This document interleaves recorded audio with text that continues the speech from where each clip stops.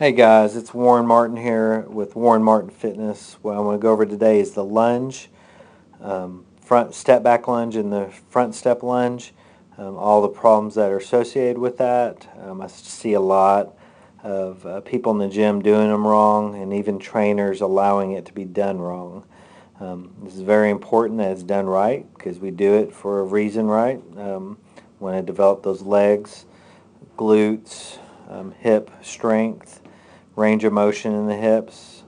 So what we're going to do is go over all those factors. This is Sky. He's 12 years old. I've had him for a little while. We've worked hard on technique, and he's a great client I use to do some of these videos. He does everything pretty good, especially he's 12 years old. You can see how he's doing them here.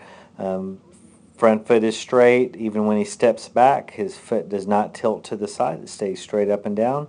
Believe it or not, the big toe is very essential on having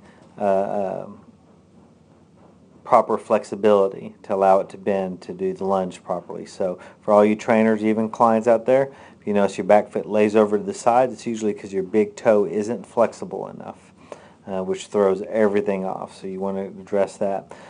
This next one I want to go over real quick is the foot turning out. We don't want that. That's a big problem we see with people doing lunges or any kind of leg exercise. He falls over here a little bit. He's not used to this, having this dysfunction. You see I have him turn his other foot out. So what happens here is I call this the military stance, attention. Both feet are out. We don't want that. We want straight feet like we saw at the beginning. Let's move on here. We're going to go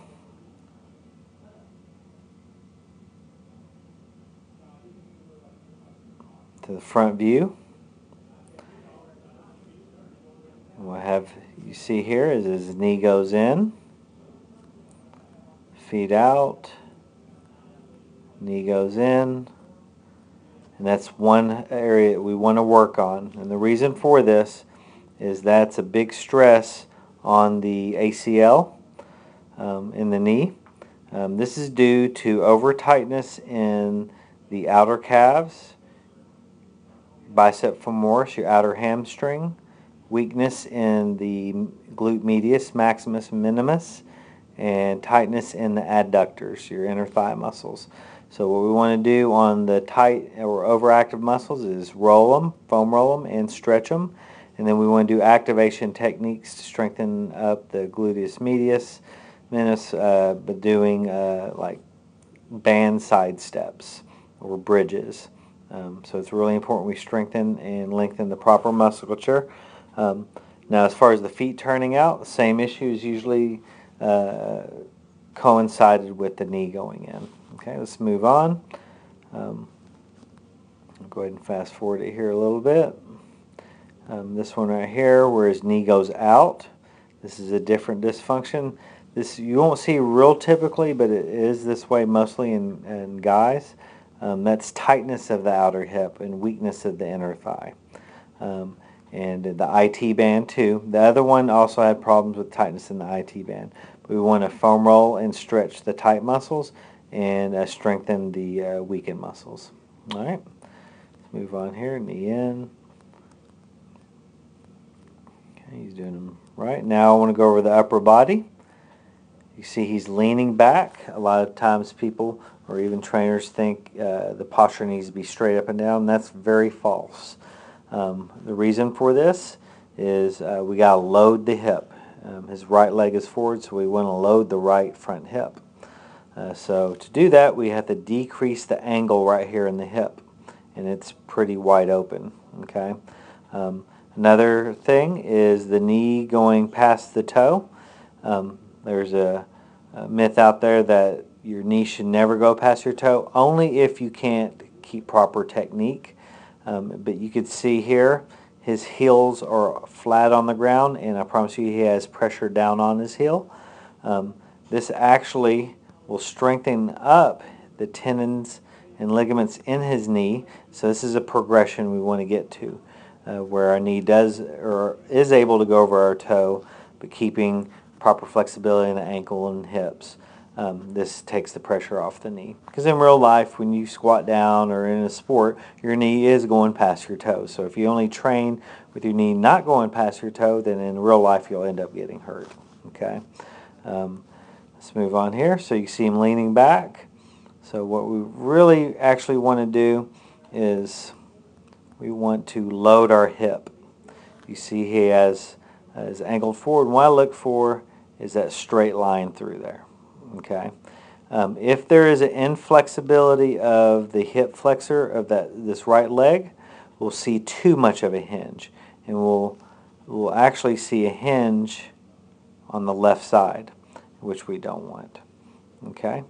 We'll try to demonstrate that. It's hard for him to do all the wrong ones, and this is too much of a hinge forward. You can see his body is doing a little actual sway there. Arch in the back, that means his hips are falling forward too much. It's usually due to tight hip flexors of the back leg. Let's go to this next one. This is bowing of the back, or rounding of the back. You can see his back is rounding there. We don't want this. You see a little fall in the chest. That is weakness, not only in the lower back, but a lot has to do with overactiveness of the core or the abs, your rectus femoris. I'm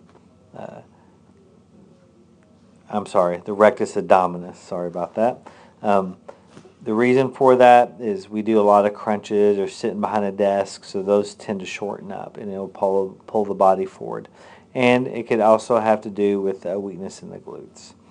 All right, from there, so we don't want that falling forward. All right, let's go to the step front lunge. So on this one here,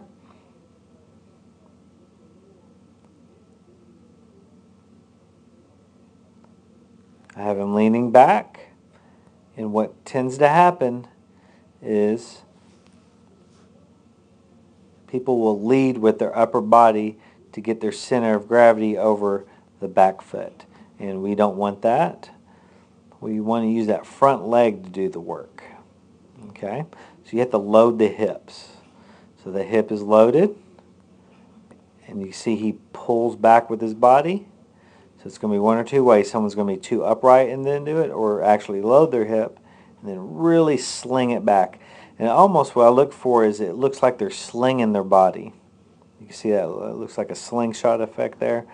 That is very, very improper, and you will not get any good benefit out of that.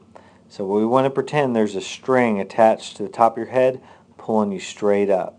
Okay, let's go to a good one here. All right, right there. You see he loads his hip and he's straight up. Okay? So he loads his hip